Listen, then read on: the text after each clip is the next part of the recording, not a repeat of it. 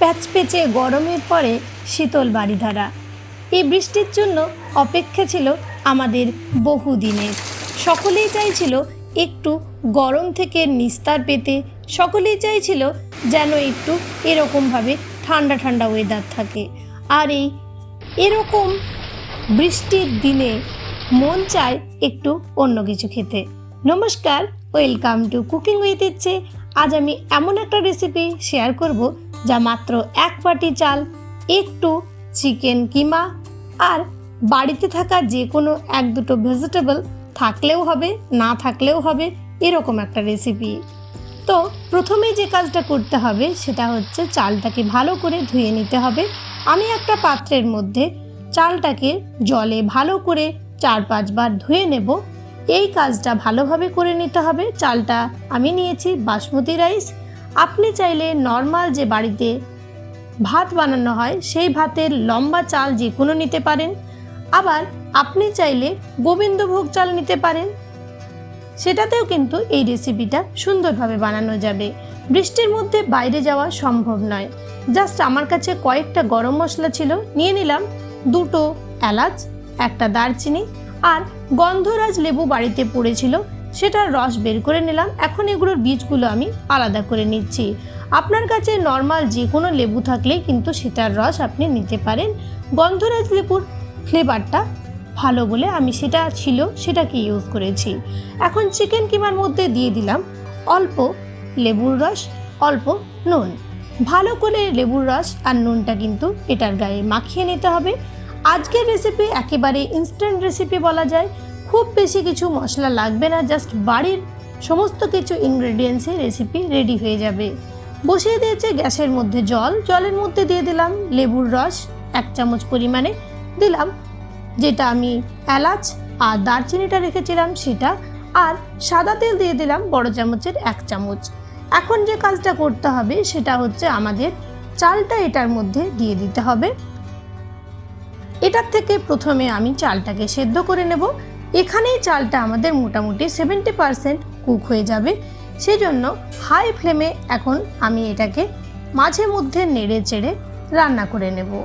আর আপনার কাছে যদি অন্য কোনো গরম মশলা বাড়িতে থাকে, গোটা গরম মশলা, আপনি কিন্তু সেইগুলো ইউজ করতে পারেন। আমার কাছে সেই সময় এগুলো অ্যাভেলেবেল ছিল, তাই আমি এগুলো এখানে ব্যবহার করেছি। নিয়ে নিচ্ছি একটা পাত্রের মধ্যে অল্প জয়িত্রী ছিল ফুল পড়ে, সেটা নিয়েছি, আর একটা দারচিনি, কয়েকটা লবঙ্গ। আপনার কাছে এই ক্ষেত্রেও যা থাকবে গরম মশলা সেটা নিতে পারেন, তবে জয়িত্রী নেওয়াতে কিন্তু একটা দারুণ বিরিয়ানির মতন ফ্লেভার এই রেসিপিটার মধ্যে চলে আসে। দিয়ে দিলাম একটা বাটির মধ্যে 1 চামচ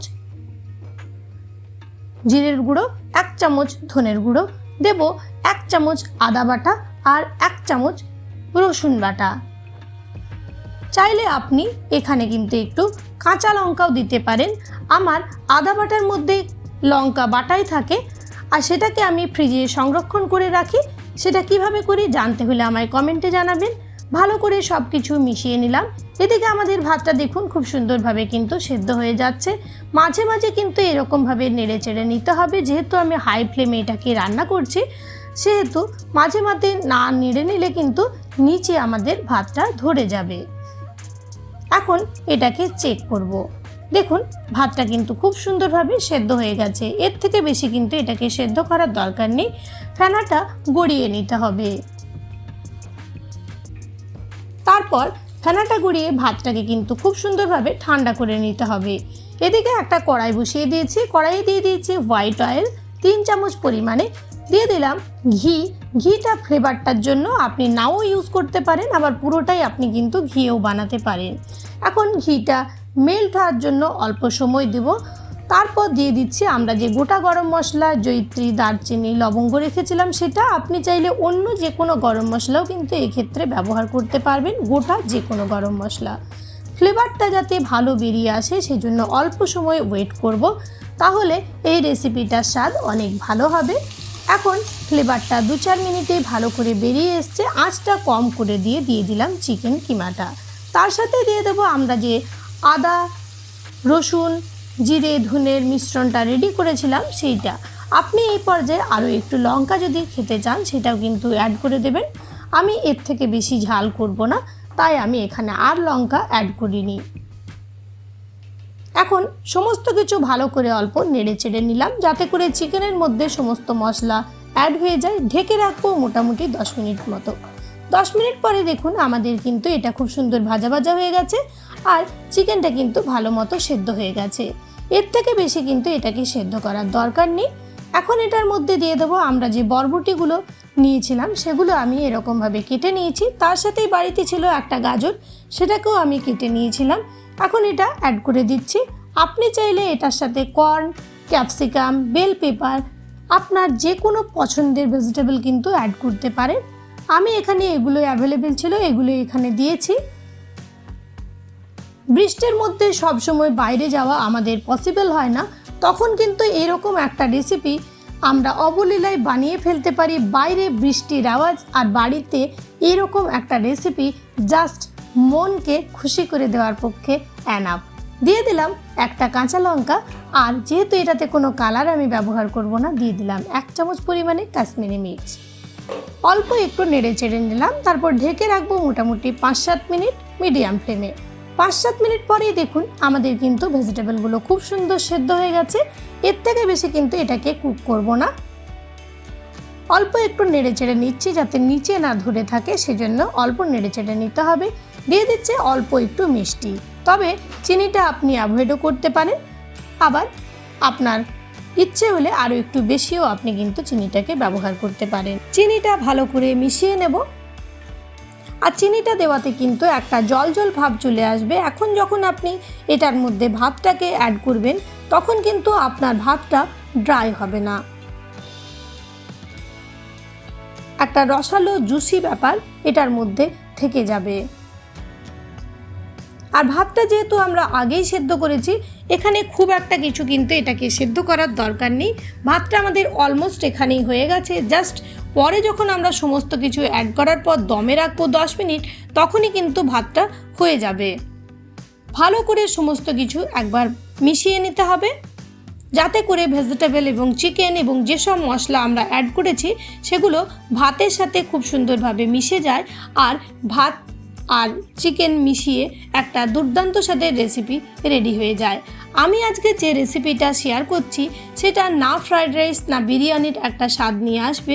বাড়িতে থাকা সামান্য ইনগ্রেডিয়েন্টসে একটু বুদ্ধি করে যদি আমরা এই বর্ষার সময় এরকম রেসিপি বানিয়ে ফেলতে পারি, তাহলে আপনার যেমন রান্নার সুখ্যাতি হবে, তেমনি বাড়ির লোক সহ আপনারও কিন্তু ভীষণ ভীষণ ভালো লাগবে এই রেসিপিগুলো বানাতে। দিয়ে দিলাম জাস্ট অল্প পরিমাণ মতো নুন। নুনটা জাস্ট ভাতে যেহেতু আমরা নুন দিইনি, তাই অল্প অ্যাড করলাম। দিয়ে দিলাম অল্প গোলমরিচের গুঁড়ো। গোলমরিচের গুঁড়োটা আপনি পরিমাণ অনুসারে কম বেশি করে নিতে পারেন। এটাকেও ভালো করে একবার মিশিয়ে নেব।